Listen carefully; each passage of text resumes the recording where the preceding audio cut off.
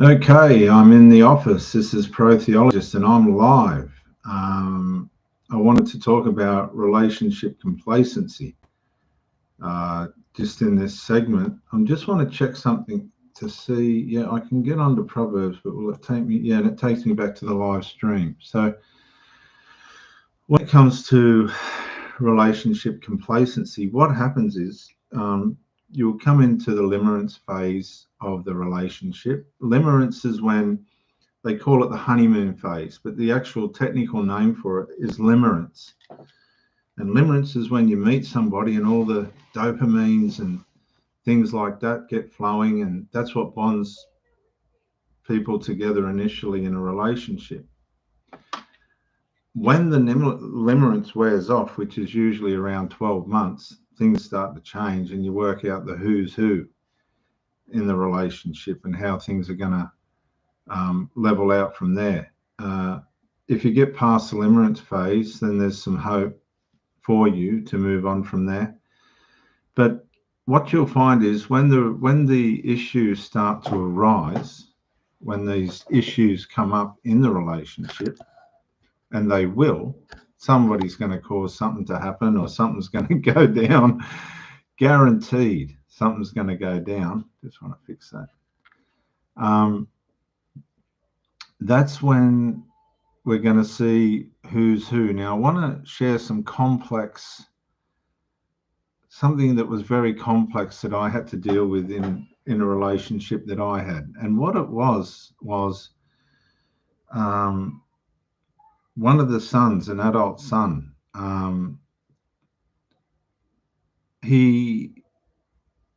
whatever happened, his bond to his mother began to manifest, and he became jealous of my relationship with his mum. Or I don't know, could I describe it as jealous? Whatever it was toxic, and he began to really become agitated with my presence. Now, all I could do was observe, and I was only there to see the mother. I'm not interested in people's adult children and all this sort of stuff. I'll get along where I can, but if they try and start trouble and all this sort of stuff, I'm backing out. I'm not tolerating it. I've got 5 adult children of my own. They all function reasonably well. I wouldn't say they're perfect, but one thing they won't do, would dare to do, would be to interfere in my relationship. They know that that's holy ground. You just don't do that. Well, what I had to try and figure out was, am I supporting this mother with her child, adult child, in the sense that he began to pull at her when she was due to see me. And I began to protest about that. I wasn't in agreement with that at all, because my time was valuable to me.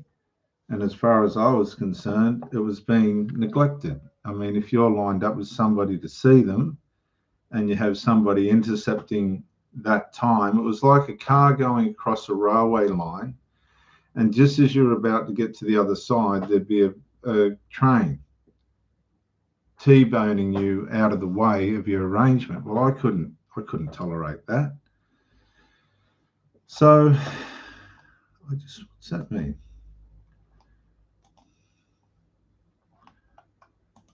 So what then I began to observe was the enablement of the mother. The mother, I did tell her, I don't want this interception of when we need to meet. And what began to happen is, when you probe a woman's maternal instincts and interests, then you're going to start brush fires, emotional brush fires. And these brush fires, if the issues don't get resolved, will soon turn into forest fires and then into blazing fires. And when a fire goes through a mountain range or something like that, it'll wipe out everything. And that's what it's like when you are dealing with maternal defenses, maternal reactions to elements of the children's behavior towards the relationship, the intrusive behavior that goes on towards the relationship. And I always said to this woman, because I grew up in a family with a stepfather, I don't want to interfere in your maternal interests. I just don't want to do that. I'm not interested in that. It's not where I'm coming from, and it's not what I want to be involved with. I don't want to interfere or aggravate anything to do with you maternally, because I know where that'll end up. Now, just remember the brush fire picture, the brush fire example. Bushfire goes through, wipes out everything, living and all vegetation gets wiped out and burnt. All that's left behind it is charcoal. And then after a reasonable amount of time, things start to grow back. I just want you to remember that. So what happens is you can do everything you want to avoid conflict and drama with these children, with the children of these single mums that you get mixed up with. But what you're going to find is that's not going to mean anything, because the children are going to cause the trouble. Now, that's a whole different spectrum, because what I said to this woman was, I can't fix this problem. I can't fix what these children are doing to our relationship. I can't fix it. And it was disturbing. It was horrible. And I watched my conflict after the relationship had dissolved was, did I or did I not support that woman in supporting her adult children? And I wrestled with it, and I got counseling for it, and I got therapy for it. And let me give you an example why. This is after the exposure of the elder son protest and opposition to me being with his mum. There was tremendous protest. I don't know to what lengths it went to when I wasn't there, but I saw the elements of it when I was. And I tell you what, if they had been my kids, there would have been big trouble. But anyway, they're not, and they aren't, and that's how it is. So what happened was, I noticed that as soon as it started, the woman began to withdraw straight away. I've gone, righto, we're in trouble. And so what happened was, as I said, this boy would intercept our arrangements. And then I protested and said, no, you ain't wasting my time like that. Just be aware and be alert. But what you've got to realize is, when you're an outsider, you're coming into domestic dynamics that have already been formed. Now, we come into a dynamic here called covert emotional incest, where the mothers decided to set up the golden child as the surrogate father, where they bring the child into their private life. And there's a whole psychology on this. It's called covert emotional incest. There's a lot about it on YouTube, which I'd recommend that you go and look at. Now, once that kind of thing's formed, then that child believes that it's the mother's partner. Now, these people aren't going to admit this, but this is what happens. Okay, a lot of people aren't even aware of covert emotional incest, wouldn't have a clue about covert emotional incest. And then there is no way that you're ever going to change this dynamic. You can't stop this bond. It's not a maternal bond. It's not part of a healthy maternal mother to son relationship. This is a whole different lust. I can only describe it as a lust that has to be fed and fueled.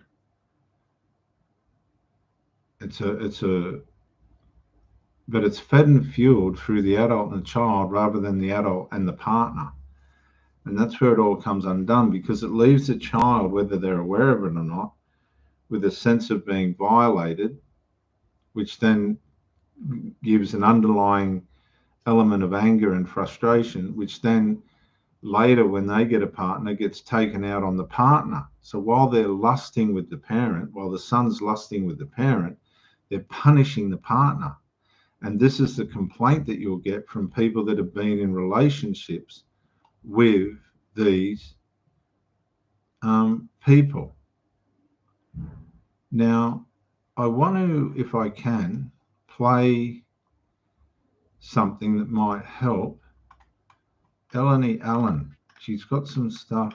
I've got to try and quickly find Eleni. I don't think I'm going to be able to. I can put in, hang on, mother. Oh, hang on. Mother. No. Is it going to let? It's not going to let me, is it? Mother, son, enmeshment. Was it going to give me any? Where's Eleni?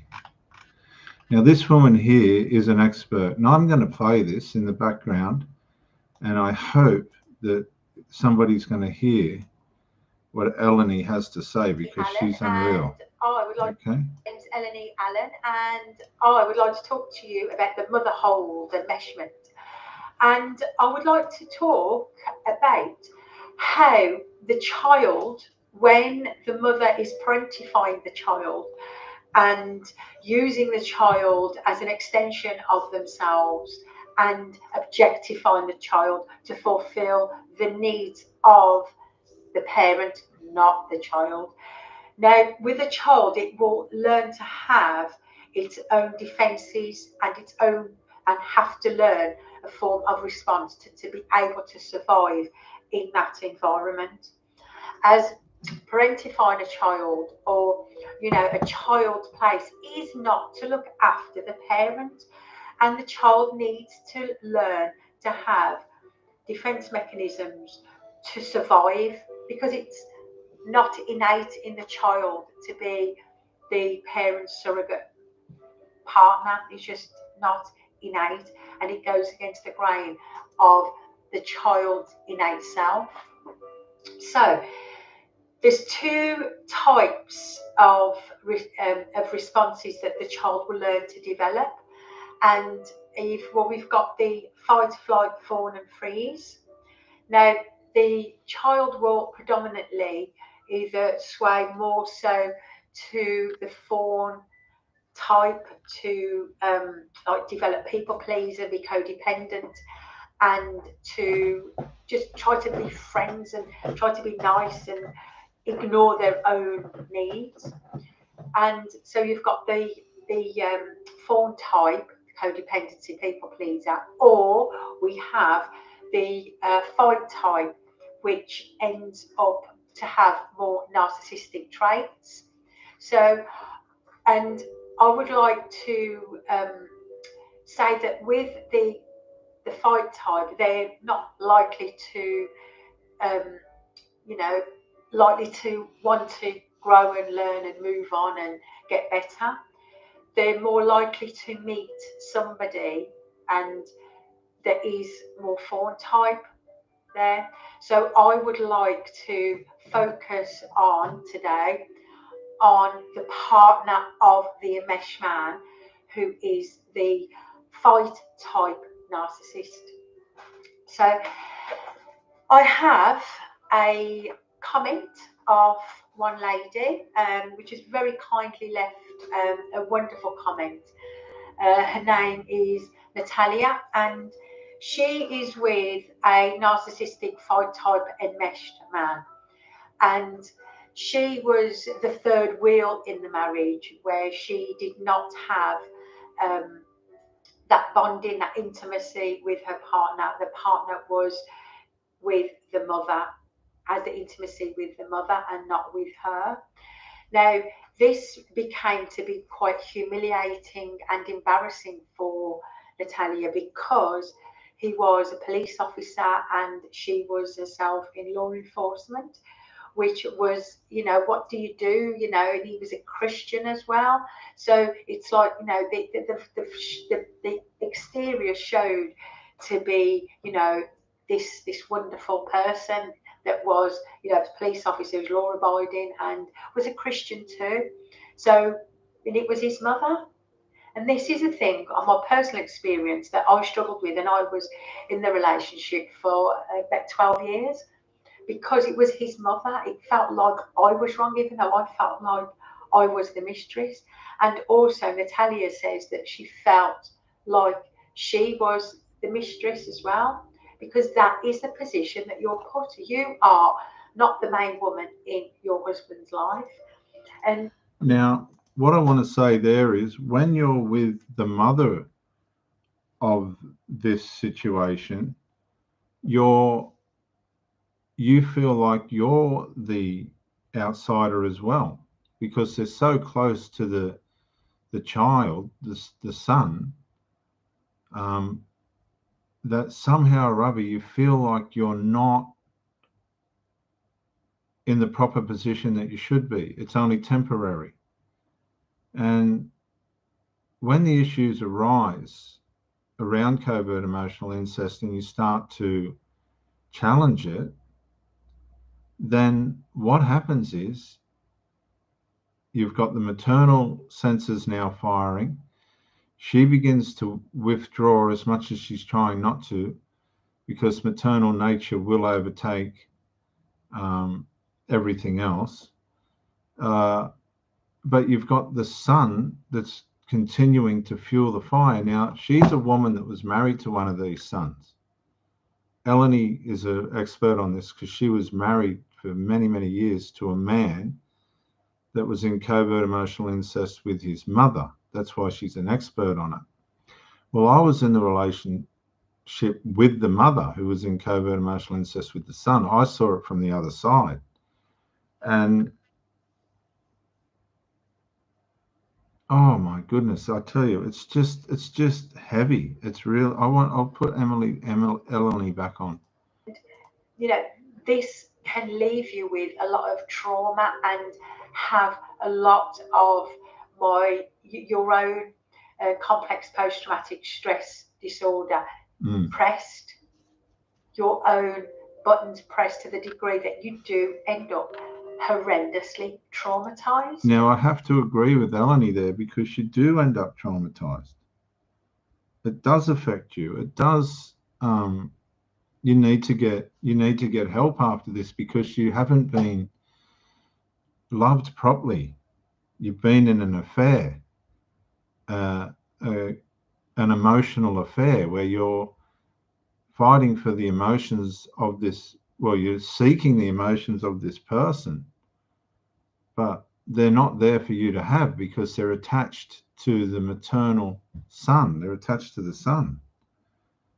And so you end up in this incredible situation where you don't feel like you're dislocated. It's like a shoulder being dislocated.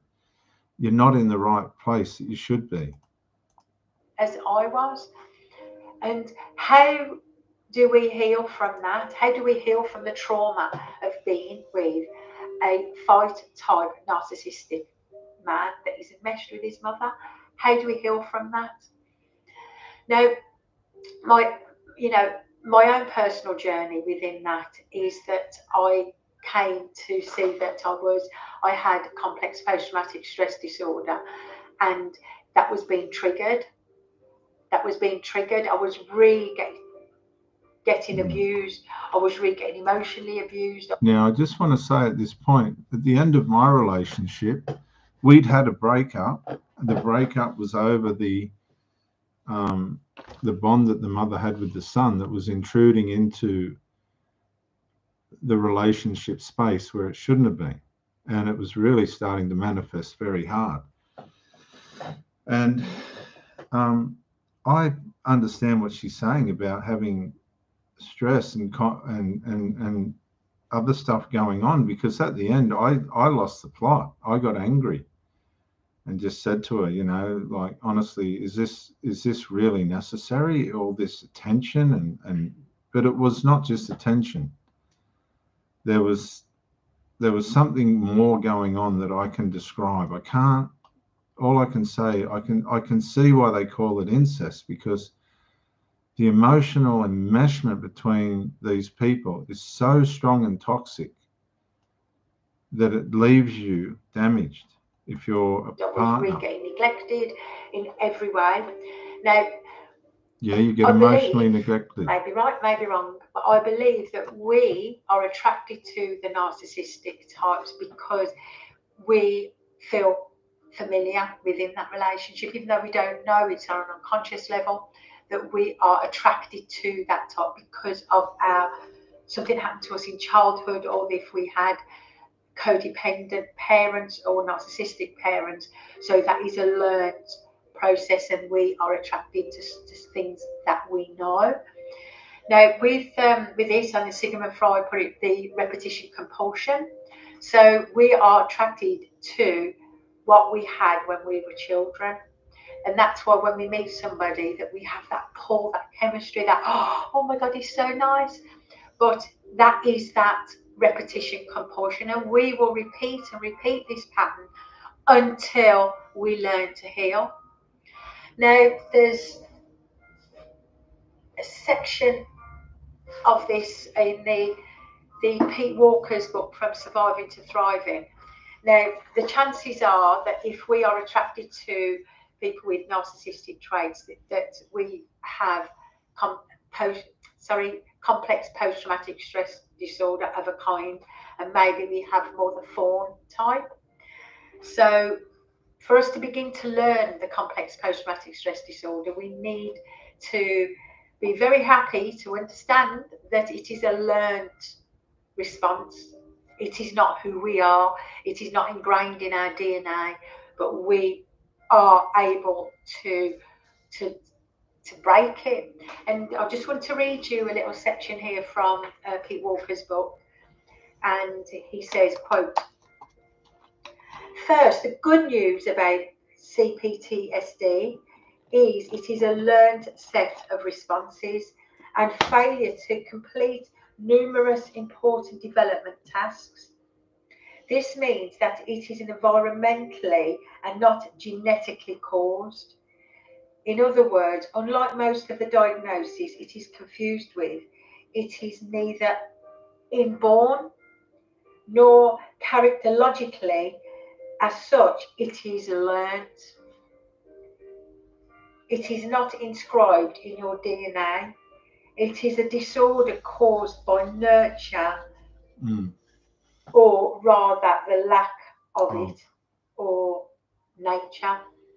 So we are able to break that pattern of getting and being attracted to unhealthy attachments, or being attracted to more of the abuse that what we had as children. So let's see now how I got to be in a more better place within this after being with the fight type narcissistic enmeshed man, was by sitting and accepting my emotions, not shouting or screaming, even though I felt like it, and I have done that for many years. I used to get a cushion and beat it and imagine it was his mum. I think I've killed about 1,000 times in my head. But how I began to heal from that was to sit still and allow the emotions to flow. Not in my head, no, he said, she said, none of that. Just sit with the emotions. Sit still with the emotions. And that's incredibly hard. That is so incredibly hard. Takes time. Even get a pen and write down, I feel humiliated. I feel distressed. I feel outrage. And stay with the emotion. Because these are our emotions. We've got energy that's trapped inside of us. We need to release that energy. We need to release those emotions. So, firstly, just accept where you are and allow the emotions to flow. Doesn't, you get your outrage, doesn't mean you've got to throw something or do nothing. Just sit still with the emotions. Like I say, that's incredibly hard. Incredibly hard. And I think with me as well, I've got a great teacher, Richard Grannon. He's on Spartan Life Coach, if you're not aware, and he's giving away a free course of healing the flashbacks, I think. But he's giving away a free course. But if you have a look of for Richard Grannon on there, then yeah, that's great. And the other thing is to self-care, self-care. And what can that be? What self-care look like when we haven't done this? Ask yourself, you have to learn to listen to our intuition, listen to our intuition. Using just a little, start small example. Right, do I want a cup of tea? No, do I want a cup of tea or a coffee? Sit, think, what do I fancy? I'll have a cup of coffee. Just something as simple as that, like watching TV. What do I really feel? Have a feel of what you really want to watch. And gradually, you will learn to self-love, self-care, and learn to reconnect with yourself and heal that repetition compulsion. Okay, thank you very much for your time, and please leave a message in the comments box. So we got a bit of insight there into what happens to the son, and it's quite sad, isn't it? It's such an unknown subject, covert emotional incest, and I recommend anybody to look it up and try and learn more about it. Now, I mentioned earlier that when you trigger a woman's maternal instincts, it is like a bushfire going through bushland and leaving nothing behind it. And that's true. And at that point, it can cause terrible trauma and separation in a relationship. But what it does is it doesn't cause separation between the family members. It causes separation between the outsider.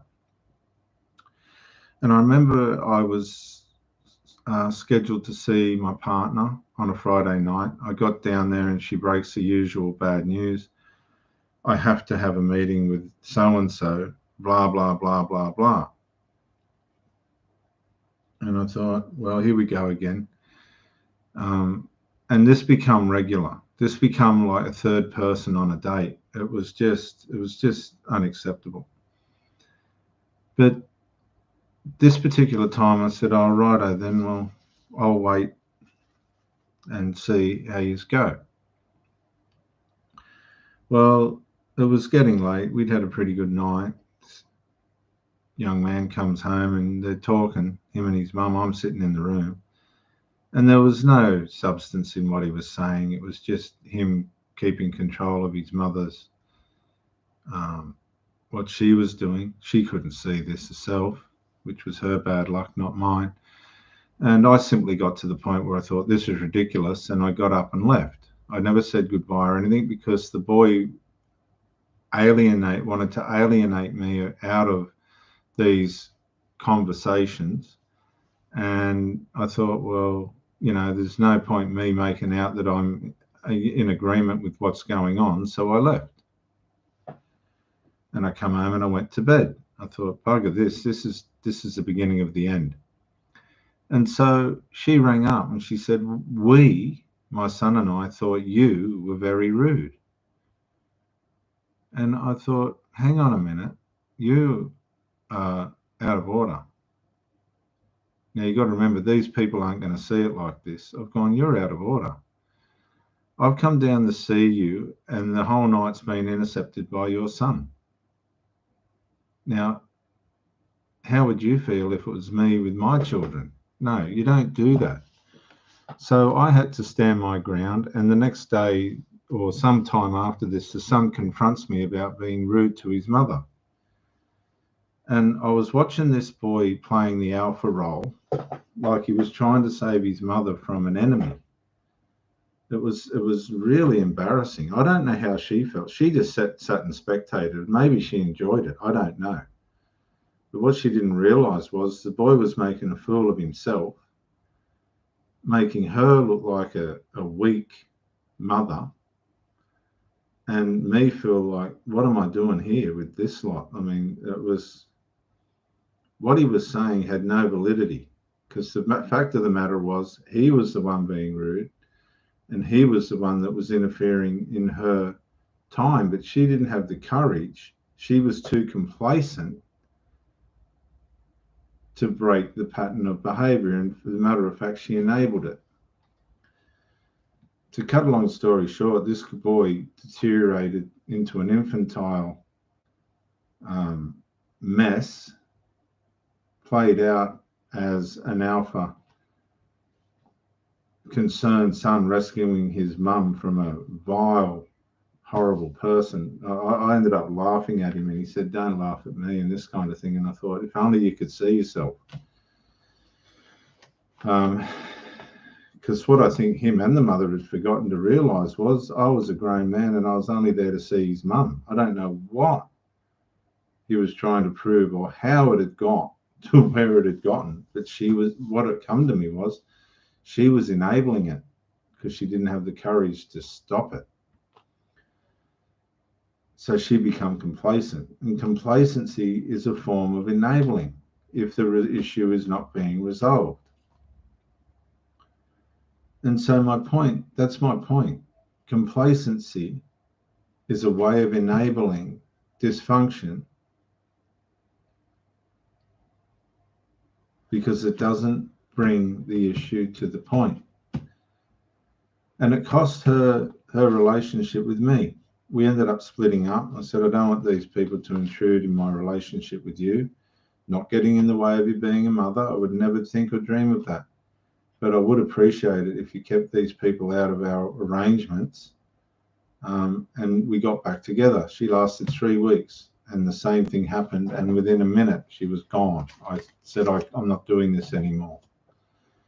So relationship complacency is about a person being confronted with an issue that might be very personal, that needs to be resolved to keep the relationship healthy.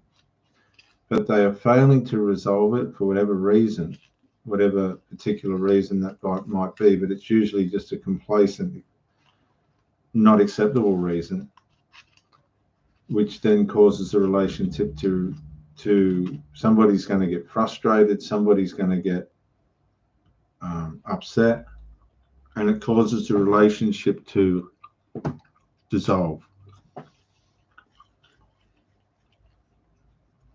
So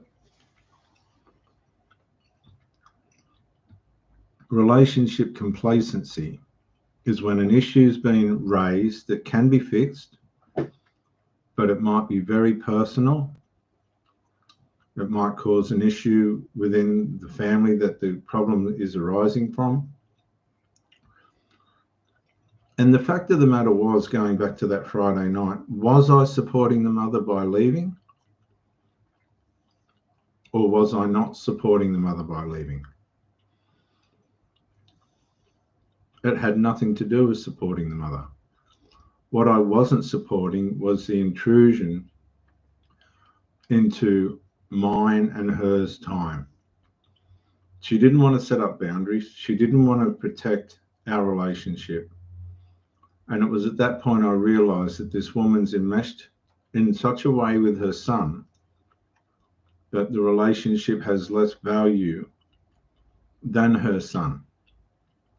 The relationship wasn't affecting in any negative way, in natural way, her son or her children, but the son's mental capabilities were unable to cope with the fact of the matter that his mum's attention was being taken away from him. And so he had to draw her away from me. And it was very ugly, and it was very infantile and very destructive, because I got to the point where I've said I will not tolerate this. And so should you. This is Dr. Jason W. Morrison, theologist, New South Wales, Australia. Bye for now.